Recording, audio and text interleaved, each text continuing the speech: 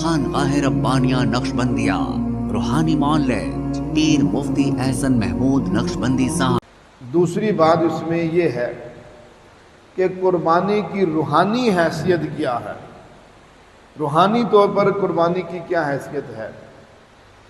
سامعین گرامی قدر، روحانی طور پر اس کی بنیادی حیثیت یہ ہے کہ یہ قربانی جو کی جا رہی ہے یہ خالص اللہ کی رضا کے لیے ہے۔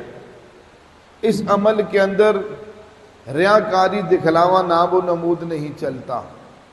اس لیے اللہ پاک قرآن پاک میں کیا فرما رہے ہیں، لَن يَنَالَ اللَّهَ لُحُومُهَا وَلَا دِمَاؤُهَا۔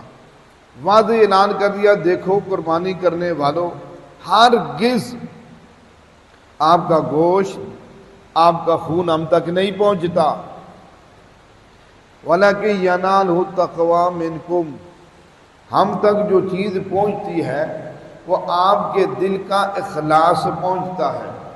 عام طور پر تو ہم اپنے معاشرے میں سمجھتے ہیں قربانی کرنا کیا ہے کہ جانور کو ذبح کرنا، پھر اس کا گوشت کھانا، اس کا گوشت تقسیم کرنا، اب یہ قربانی کا معاملہ مکمل ہوگا۔ نہ، یہ تو ایک ظاہری صورت ہے، ظاہری شکل ہے قربانی کی۔ حقیقت اس کی روح یہ ہے کہ ہمارے اندر اس بات کا اخلاص اور للہیت پیدا ہو جائے کہ میرا یہ عمل اللہ کی رضا کے لیے ہے۔ حدیث پاک میں رحمت عالم صلی اللہ علیہ وسلم فرماتے ہیں، ان اللہ لا ينظر الى صورکم والى اموالکم ولکن ينظر الى قلوبکم۔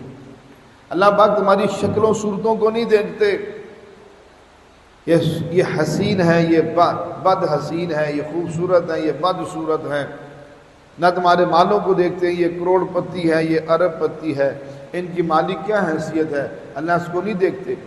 اللہ فرمایا تمہارے دلوں کو دیکھتے ہیں، ان کے دلوں میں کیا ہے۔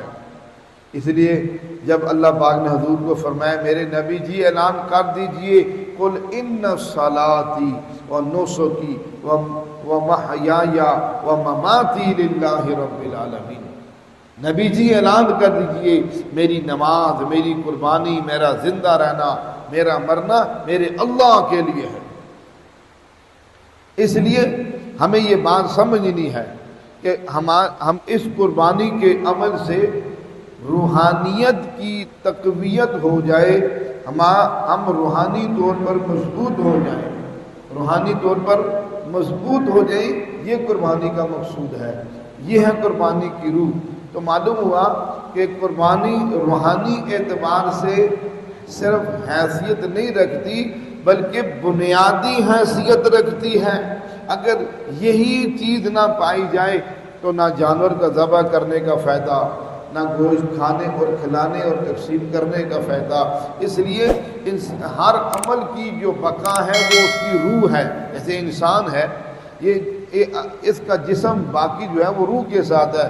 جس دن روح جو ہے اللہ کا حکم نکل جائے گا، انسان جتنا مرضی پہلوان ہو، جتنا مرضی طاقتور ہو، یہ ختم ہو جائے گا، اس کا وہ جسم کسی کام کا نہیں رہے گا۔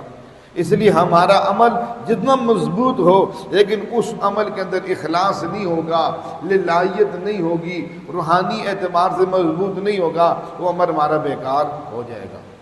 ہمارے ہاں جادو، جنات، بندش اور نظر بد کا شافی علاج قرآن و سنت کی روشنی میں کیا جاتا ہے۔